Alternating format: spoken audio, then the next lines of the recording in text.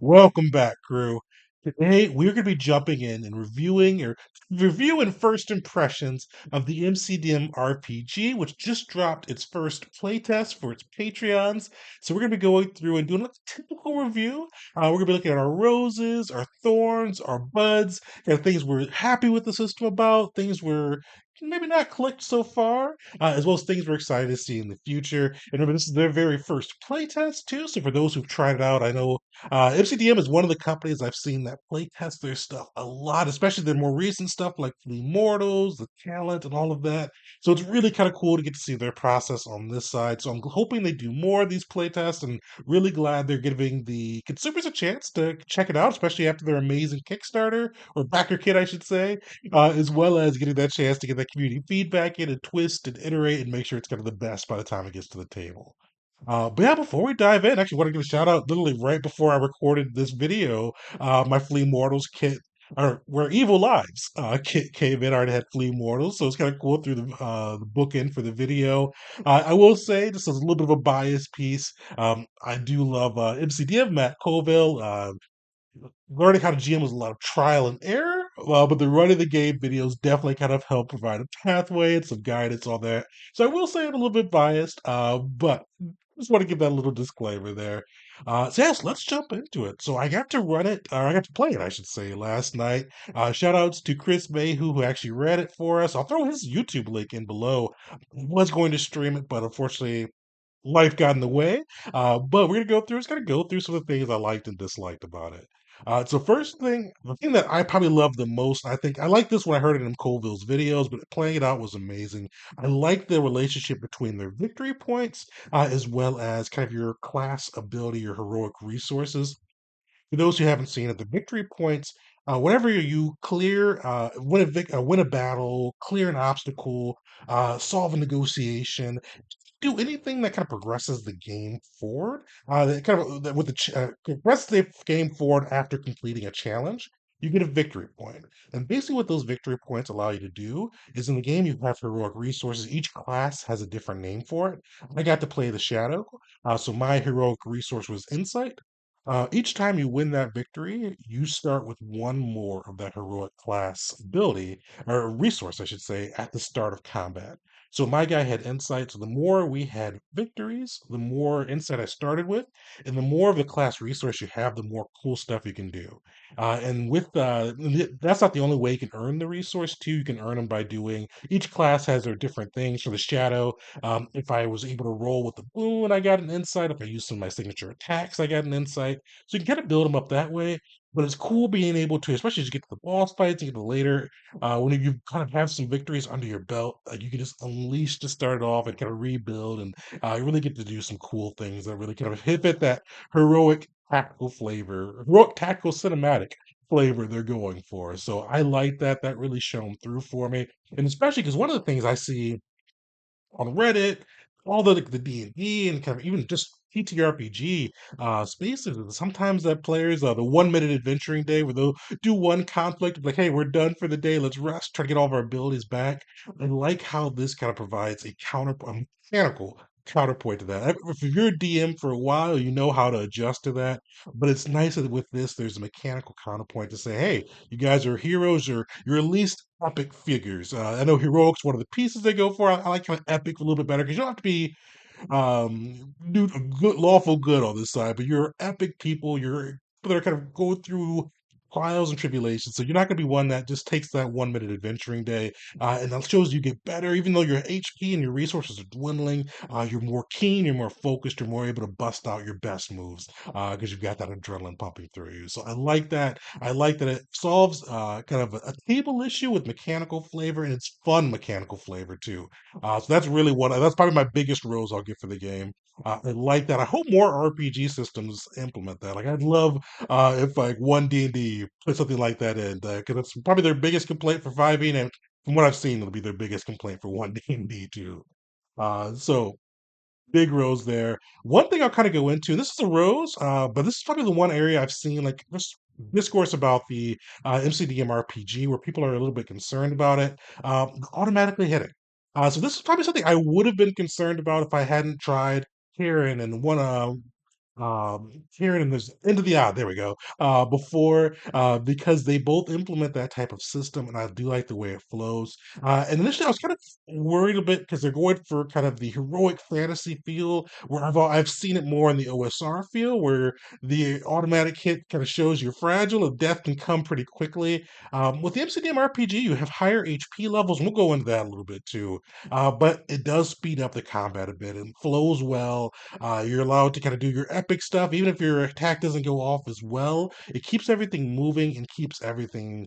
And it kind of keeps your the action movie feel to it, the cinematic feel that they're going for. So I liked it. I want to kind of see it played out a little bit more. There's a little bit of a thorn that kind of tagged along with it, which we'll get into.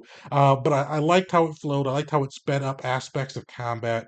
And it's definitely not something I'm concerned about. For people that if you haven't tried a system where you automatically hit, try the playtest if you're a Patreon, but if not, try Into the Odd, Karen. Both of those, they have a little bit of a different feel because they're OSR where life's cheaper. But I think you'll kind of like you'll see how it plays, and I think it won't be as a big of a roadblock or an issue that some people think it may be. But I liked it overall. Another one of my biggest roses, though, this is like a true rose. The classes all feel very unique. In our playtest, I played the Shadow, which I was really happy nobody called it because the Colville and some of the others have said that's kind of one of their the benchmark classes and one that kind of felt really well. And I'll agree. I'll get to some stuff on that in a second. But we had a Shadow, we had a Talent, we had the Berserker, and I'm forgetting. I think we had. I forgot what they called their paladin, their champion class, I think it is. But we had everybody had the unique things they could do. One of the nice things, and we'll get into too, is like everybody was able to like to bust out their abilities and reactions, and I forgot what they called the reactions. But everybody had different things they could do to turn the tide of the battle, either to protect themselves, protect allies, buff allies. Oh, we had the cleric class too, the conduit, I should say, as well. So we had a cool kind of blend of people on that side. And it just gave so many different options and things that people could do. And with my shadow class, I'll get into it. Like there's so many things that came up with that. From the assassinate heroic ability, we could just do a ridiculous amount of damage if you have enough insight. To the other heroic ability, weakness, and one of the two rose to the names they gave it because it's one of those things that really kind of helps bring out the flavor. Because one of the heroic abilities called was called weakness is hesitation, where typically in the MCDM RPG, you guys roll initiative to see which side goes first. So if the villains or the heroes go first, and then you just kind of go back and forth, allowing players to choose when they go. Weakness is hesitation is weakness allowed me to go right after one of my allies, so get a little bit of advantage there, and hopefully stop one of the enemies from getting a turn if I can kill him or try to hurt him quick enough. So I thought that was cool. The other abilities they have too just really flip the flavor well. And from what I could see too from the other classes, especially the conduit and talent, both those seemed really kind of just keyed in and just really kind of fit the flavor well and give the players a lot of options to support, to deal damage, to just really kind of fit that heroic fantasy flavor. So I think they nailed it on that side. Uh, one of the big things I'll say too for another rose is because usually like I do my homework before a system and I kind of read through it. I work has been crazy lately, so I didn't get a chance to really do an in-depth read through for the system. But it's very intuitive. You really can kind of pick it up quickly as you go. It just there's a good amount of depth to it, but people can learn it easily, which I think is kind of like the perfect balance for a system. At least what I've seen so far, because it's nice where you have that depth where once you do kind of learn the basics and go in there and kind of really get some good tactics and unique aspects flowing through. But it's great to get people into it and continuing to play it when they can easily understand it. At least get the basics of it down quickly without feeling too overwhelmed and intimidated. So major rose to that side. Those are overall my biggest roses. This is just a playtest. I know it's going to be changed a lot. I was overall pretty happy with the way it played. There's a few thorns, which we'll get into in a second, but it's definitely what, if you have the Patreon, check out the playtest. It's worth checking out. And definitely, I'm going to throw a link too for their survey down below. If you have played the playtest, go fill out the survey and let them know how it goes too. Because yeah, they need that feedback. They're very receptive and open to the feedback, so make sure they can get that too. With that too, we'll get into some of the buds. One of the big buds I had, and this was one because their playtest was like a great, like it's an adventure. Like we cut out aspects of it. I think we still played for 5 hours. But with that, I want the classes to get more unique. things they can do as they level up. I know Matt said this is going to be a level 1 through 10 system. I know they're probably going to be increasing or kind of strengthening the abilities they have. My big hopefully bud or it could potentially be a rose or a thorn depending on which way it goes is I want them to be able to do more things because there's a couple of combats in the system, and while it did really kind of feel really cool the heroic abilities I could do, it did kind of feel eventually like you're kind of flowing into a pattern, which any system will kind of have you flow into that pattern. But I do want, as you level up, to have more cool things, more interruption actions you can take, more heroic abilities that you get, more cool things you can do versus just strengthening the ones that you already have. So that's kind of a bud, something I'm looking forward to seeing. Hopefully, it goes into a rose versus thorn on that side. Now, so let's get into some of my thorns on that piece. So one of the things I mentioned too, when it comes to the automatically hitting, it does speed up combat. But one thing I noticed, and this could have just been the boss battle, and I think there's 4 of us versus 5, so I'm not sure how much that affects the math.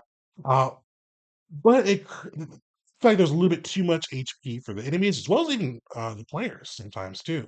And I know with automatically hitting, it seems like the damage dice can get pretty crazy. Like I rolled 29 for or damage for one of those hits. So I know they want to have some buffer there, but that's one thing I want them to kind of like go through a little bit because it did kind of feel a little sluggish towards the end. But to be fair, this was in the end of 5 hours of gaming, and I've gotten old now, and 3 hours is usually my sweet spot.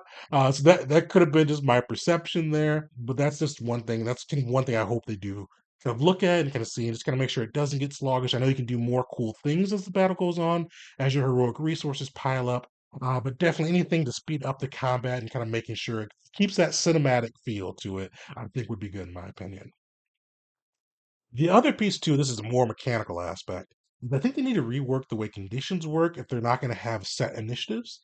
As I mentioned before, initiatives usually you roll, but this is to see like a d6 to see which side goes first, the heroes or the villains. And then you got to go. One villain can go, and the heroes can choose which of them wants to go, and keep going through that. A lot of the conditions I saw will either do until they save a resistance save, which is fine to me. That works because that kind of fits where, regardless of where they go, or until the end of their next turn.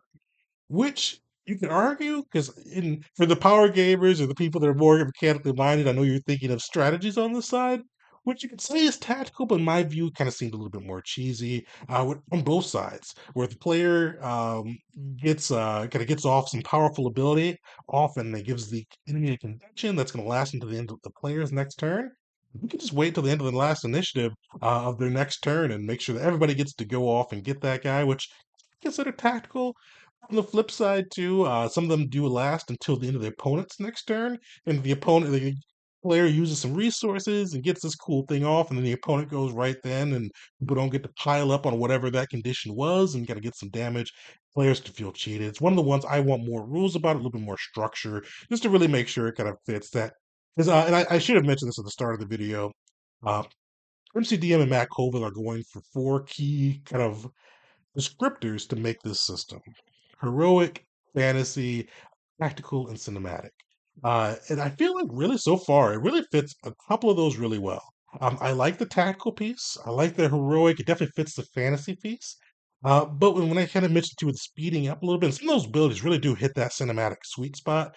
But I do want to feel the combat be a little bit more dynamic. And as I said, caveat, this could be just as the end of a 5 hour game session at midnight. But I felt like the boss was a little bit too much of a hit sponge. And I feel like that takes away from the cinematic aspect, in my view. So I'm going to be putting I started to put my comments in for the survey. But that's just one of the things I kind of hope they fix in the future. But overall, I had a blast with this system. Definitely looking forward to seeing what they do for it. I hope they keep doing more playtests like this because I know we got to wait till 2025 to get our hands on the books. Definitely, as soon as that comes out, that'll be game of the month once it launches. I bought the 2 hardcover copies with the backer kit, the cheaper hardcover copies. I cheaped out a little bit, but I'm super excited to see what they do with it. Yeah. If you guys have any questions about the MCDM system, shout them out in the comments below. I may do some more videos as time allows, just kind of with things I noticed, kind of reading through the different classes and rule sets.